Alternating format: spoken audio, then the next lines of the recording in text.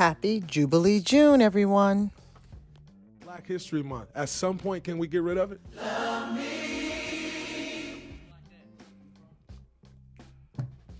Why we got to keep getting the shortest month to celebrate our history? You got governors who want to take our history out of schools, and I'm not going to be the fool to go say, yeah, we can celebrate it for 28 days. Nah, teach my history from January 1st to December 31st, and then do it again, and then again, and then again. Don't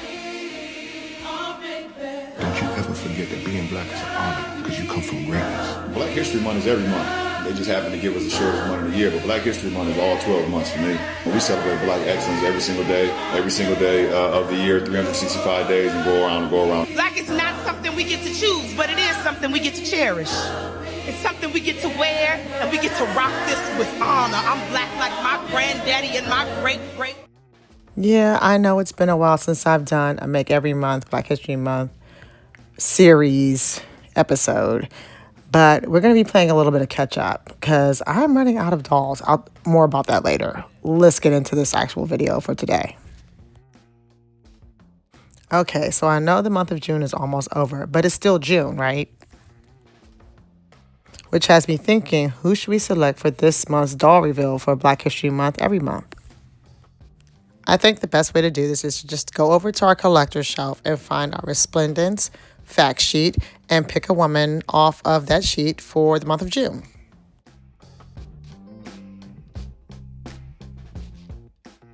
Quite a few of these resplendent women on this fact sheet actually already have dolls made by Mattel. So I want to find one that does not have a doll so I can make a one-of-a-kind one just for her. Okay, so Josephine Baker already has a doll. Ida B. Wells has a doll. We did a Mary McLeod Bethune one and a Shirley Chisholm. Oh, here's one, Gwendolyn Brooks. This Resplendence fact sheet reads as follows.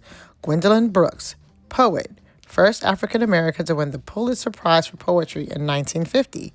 She wrote about ordinary African Americans, saying that beauty could be found in the commonplace. Through her skill, she communicated brotherhood and love.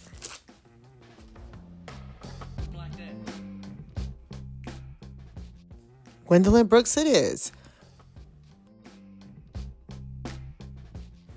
One of my favorite quotes by Gwendolyn Brooks is, "Do not desire to fit in, desire to oblige yourselves to lead."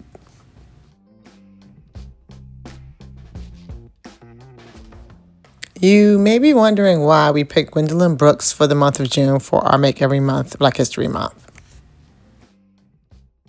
That's simple. Gwendolyn Brooks' birthday is in the month of June. Her birthday was on June 7th, so happy belated birthday to Miss Gwendolyn Brooks. Let's get started. Before we can even get started, we have to first do our research.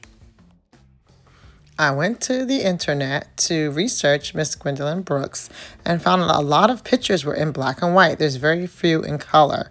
So it's very hard to decipher what exactly I'm going to be putting on this doll, just what she's going to be looking like as just her face sculpt. But there's a lot of options here. I just want something in color so I can get a really good idea. So scrolling we will go.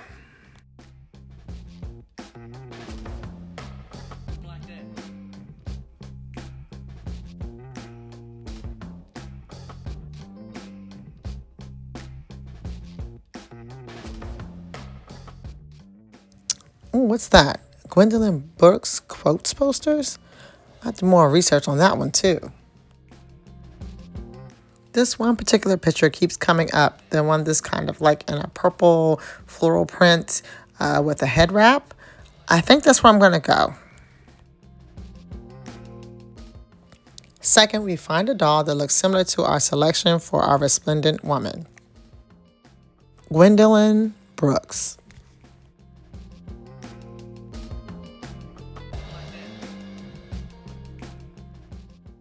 So I head over to my box of dolls that I don't use in my doll stories and are not actual celebrity dolls. And as you can see here, I don't have a lot of options left anymore because I've been doing this Make Every Month Black History Month for dolls for about a year now, and I'm running out of dolls that I don't use who have a particular skin tone because I actually use them a lot in storytelling.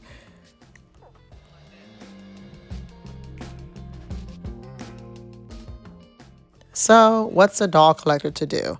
Easy. Go to a store, find a doll that's on sale, and see if it matches. I think this is a good match. What do you think?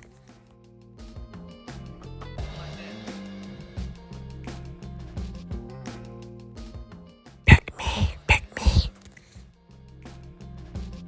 Third, we must do some more research on our Resplendent Woman doll to get a sense for her style.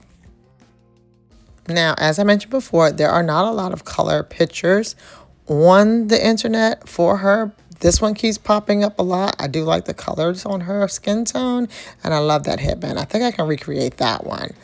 But as you can see from the rest of the pictures, black and white. Well, here's one that's not. But once again, purple head wrap. I'm getting a vibe for her. She likes her head wraps.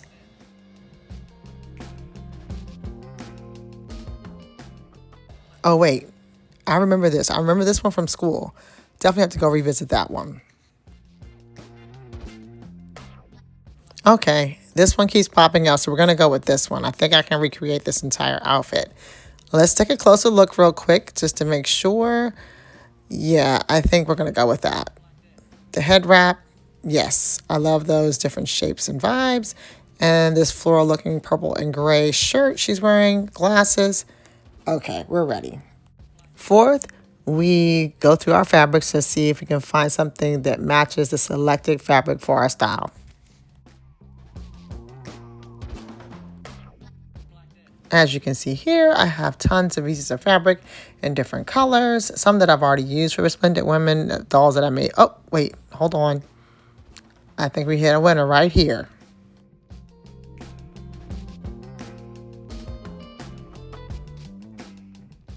Okay, now about that headband. It looked like it had a bunch of different textures, wait, this could be a skirt to go along with this shirt. It kind of matches the little leaf there.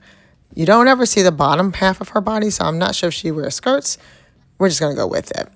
Back to the headband. So I think we're going to use like some cheetah prints and maybe some snake skins to kind of replicate those prints on her head wrap.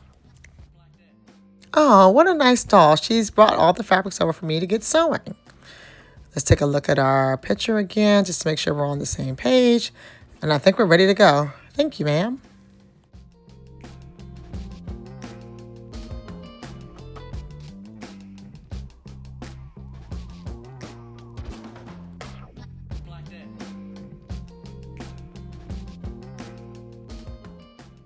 This could take a while, so in the meantime, let's learn a little bit more about Gwendolyn Brooks.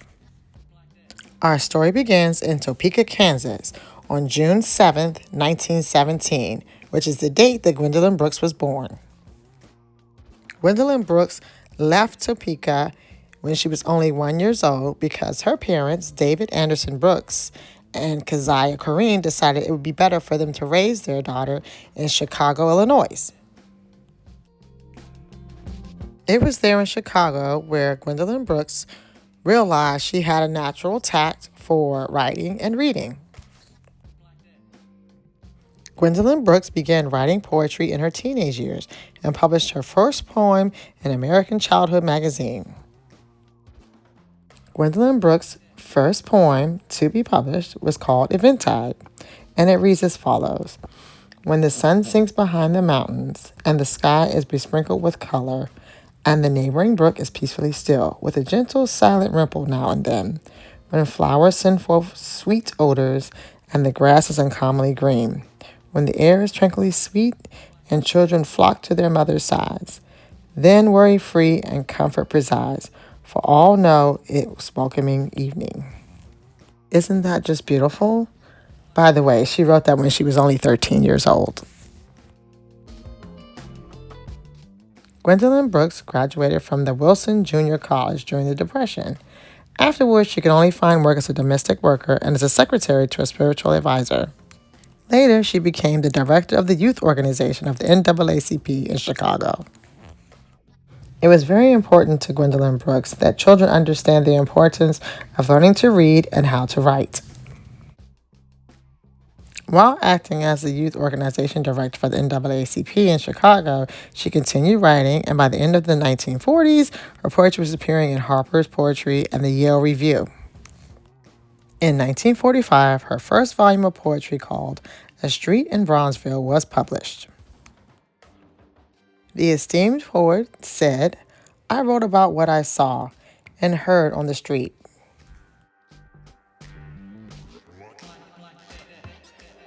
Okay, let's pause for a moment and check in on our Gwendolyn Brooks doll. Okay, looks like we have moved on to her skirt. I decided to give her a nice A-line skirt with the matching color to one of the leaves in her shirt. When sewing my creations, I always keep a picture up behind the sewing machine. Just do a reference check every once in a while as I'm making the pieces. And now we're moving on to her head wrap, which I've mixed different types of textures and fabrics with cheetah print, snake print, and what is this, leopard? I'm not sure. Okay, while I take care of that, let's get back to the story of Gwendolyn Brooks. In 1949, Gwendolyn Brooks published Annie Allen, a series of poems that traces a black girl's progress to womanhood.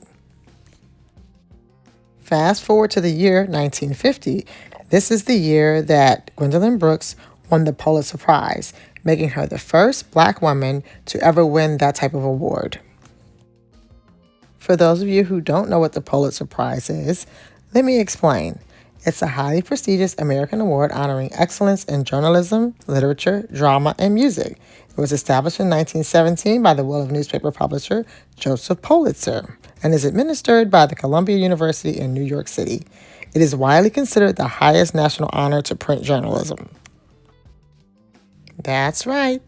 This woman right here, the one that stated, "Do not desire to fit in, desire to oblige yourself to lead." She's the one, the first black woman to win the Pulitzer Prize. Now, winning the Pulitzer Prize did not stop her writing. She went on to publish over 20 poetry collections, an autobiography, and a novel after receiving the prize. And the Pulitzer Prize was not the only award that she received. She also received the United States Poet Laureate Award, the Robert Frost Medal, the Jefferson Lecturate, the Medal of Distinguished Contribution to American Letters. Oh, there's too many to list. You should look her up sometime if you get a chance.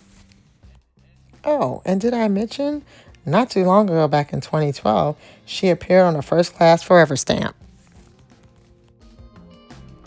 Today you can find tributes and statues and busts of Gwendolyn Brooks all over the nation. Take this one for example. This is the Miller Bronze Portrait Bust of Gwendolyn Brooks from 1994. It is housed at the National Portrait Gallery, Smithsonian Institution in Washington, D.C. There's also one called the Oracle of Bronzeville statue, which was dedicated to her in Chicago. She even has a Chicago landmark plaque, which signifies where her childhood home was in Chicago, Illinois. And on June 12th in 2021, the Gwendolyn Brooks Memorial Park was dedicated in her honor. Now, before we reveal our new Gwendolyn Brooks doll, we need to accessorize. Shoes. First, she's going to need some shoes. I'm thinking she probably wore like a sensible black shoe, not too high on the heel, but not flats either. Definitely not pink. Maybe these? No, not those. How about something like this? Yes, I think this is perfect for her.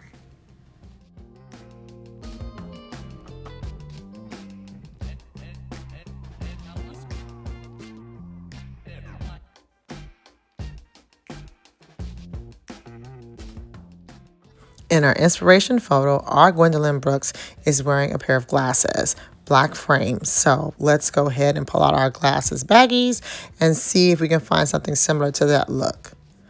Okay, how do you guys do this? Like record one hand and then use the other hand to open these baggies. You guys must have magic or something.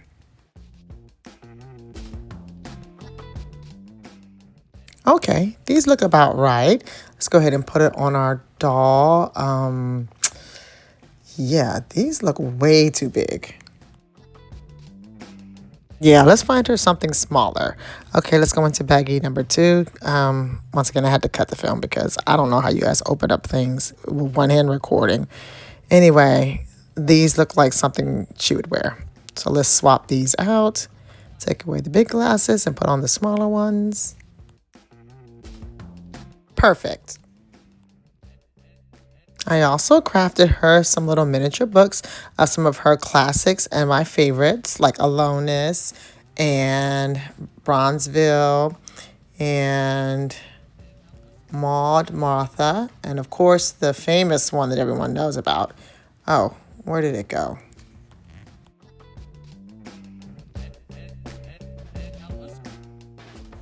Ah, here it is. Annie Allen. This is the one that they claim is the reason why she won the Pulitzer Prize to begin with. So I'm going to give these all to her so she can hold all of her books. Make them all right side up so you can read. Okay.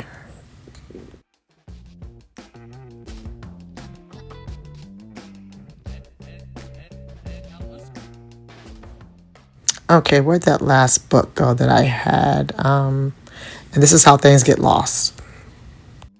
Okay, we're ready for the big reveal. Drum roll, please.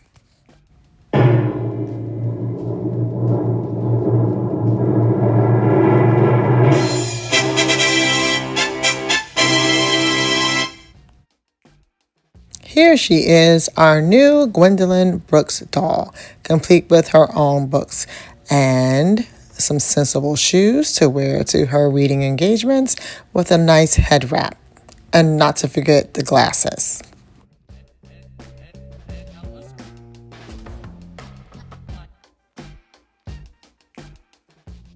And here is a side-by-side photo of our inspiration picture and our doll we created. I think it's a pretty good match. What do you think? Now that we've revealed our doll, let's take a moment to listen to Gwendolyn Brooks as she reads one of her poems, We Real Cool. The pool players, 7 at the golden shovel.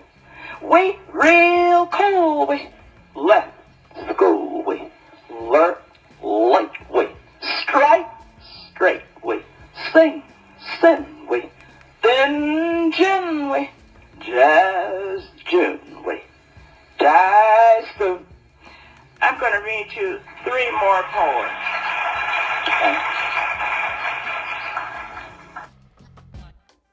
As always, if you have enjoyed this video, please remember to comment, like, share, and subscribe. And we will see you here next time on At Mama Bear Jenny Dolls.